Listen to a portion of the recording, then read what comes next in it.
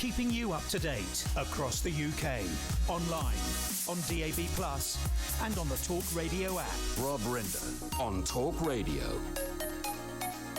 Now, good evening. As it gets to 6:06 in the evening, it's my happiest time of the week. It's time now for our weekly US Roundup, our postcards from the States with Professor John Christopher Buer, as we like to call him, Prof. JC, White House correspondent at Real Political News.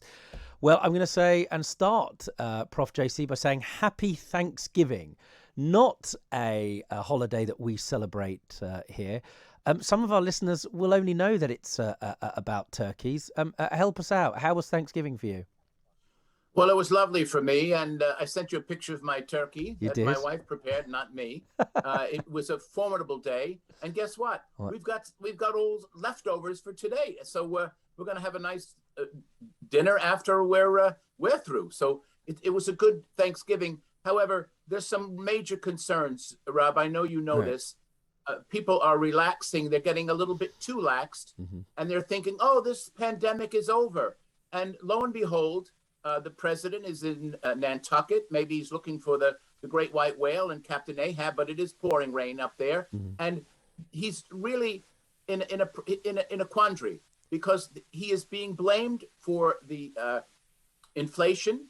He's being blamed. He's done a terrific job in terms of helping the economy and doing many good things for COVID. But now with this new variant, this B11529, which I guess will be called the Epsilon variant when the Greeks approved that letter, it is going to come and really bite him. So he's got some issues he's going to have to deal with.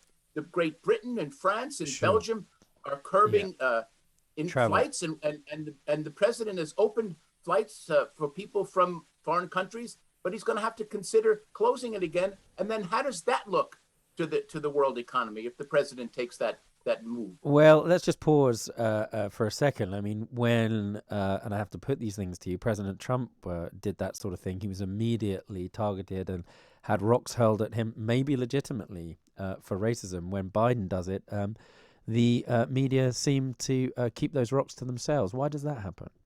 Well, he hasn't done it yet.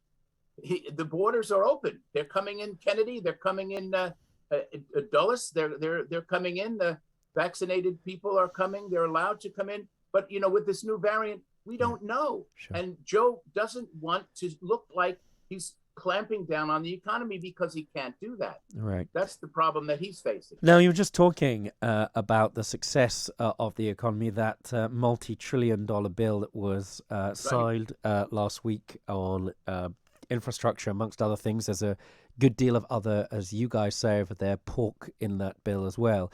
I suppose my starting point, given it's Thanksgiving, is, Prof. JC, if we in Britain are looking to America, what do Americans have to be thankful for, would you say, at the moment? Well, we have to be thankful for those people who are not brain dead, got the inoculation, got the injection, got the jab, as you want to call it, and those are the people who are not dying.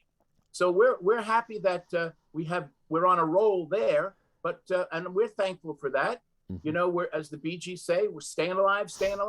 But I got to tell you, there's problems with the economy. There's on the long term. The market is down. I just was looking at it. It was down 1,000 points earlier today, and that's a real problem. And the worst day drop in the market since, I believe, 2020.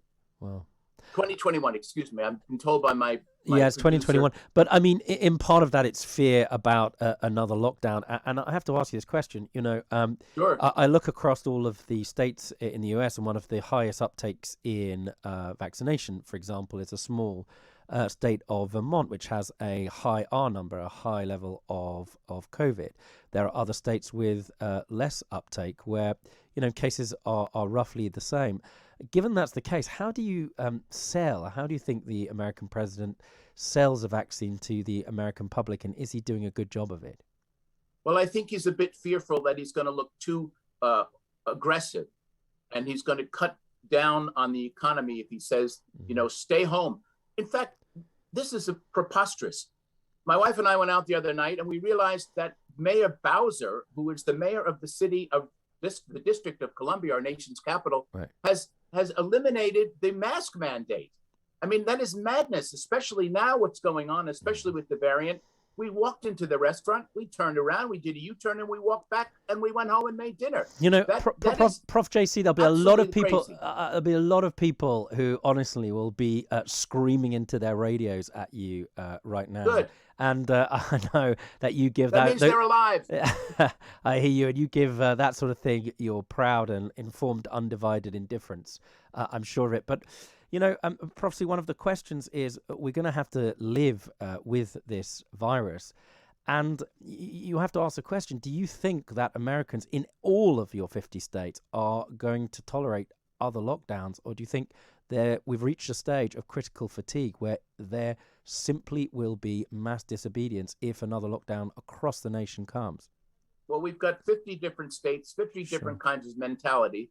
We've got different regions. Some of the states report their cases, some don't. Mm-hmm. And I think this whole idea of this libertarian Tea Party rage that started back with Newt Gingrich is all aflame now. And Trump has been able to capitalize on that. Mm-hmm. I think what happens is people will realize that GOP governors will just have to get over it and start putting out real messages. Otherwise, their constituents, they're going to kill off their own voters. You know, again, it's my job to put to you this other side of the argument. A lot of people Sure. feeling incredibly, well, not angry at what you have to say, but positively, aggressively hostile. They'll look, for example, and say to you, hey, Prof. JC, Governor Ron DeSantis has been the most vocal libertarian. He has banned vaccine mandates and so on and so forth. And it doesn't look like there's any spike in Florida at the moment. So how does your point hold water, Prof. JC? Well, he doesn't report the cases. Let's put it that way. I've got some inside dope there. Right. So he's got two formidable individuals running against him for governor, and we'll see how that comes. It's really quite pernicious what he's doing in Florida. In fact, I used to go there 3 or 4 times a year. I will not go into the wonderful Sunshine State until he's gone. Mm-hmm. Well, Prof. JC, talking of running again, President Biden has hinted that he's going to have another crack at it. By the time he does so, he's going to be an octogenarian, the oldest person ever to run for a second term. On any view, whether you are a Bidenista or not, he's clearly fatiguing. Somebody that cares about the presidency and looking at his approval rating, do you think that's a wise idea? Well, that's up to him. And I think 3 years is a long time. I also, I've worked on many campaigns, know how exhausting it is just working on another campaign, getting out on the husks and campaigning. He'll have to reassess that. He'll have to see who might be there if he wants to tap someone else.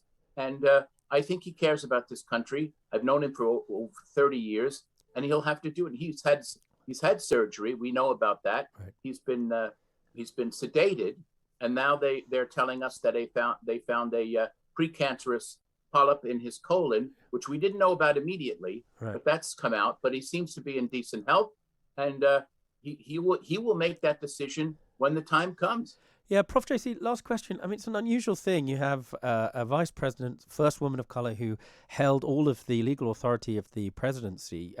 Ordinarily, the vice president would be a shoo-in. Last thought from over the pond where you are, if it isn't Biden at the next next presidential election, from your point of view of where you're looking at the Democratic landscape, the runners and riders now, who would be your pick?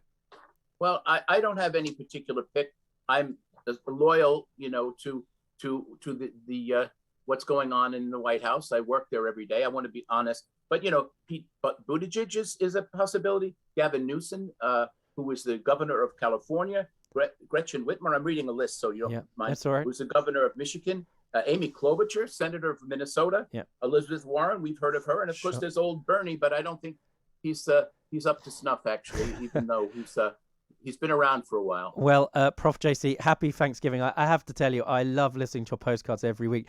if for no other reason than you are brave to come into this arena, because, boy, do we get a reaction after you're on. I don't know what's happening, but I think people, just like the medieval stocks, are throwing vegetables at their screens and radios, but you're brave enough to say it. That means they're alive. I'm happy they're still alive and well. I hear you, and that's why you're a real political news. That's Prof. JC, Professor John Christopher Buer, listening to his postcard from over the pond. You may not agree with it, but boy, does he have an opinion. This is Rob Rinder, and you're listening to Talk Radio.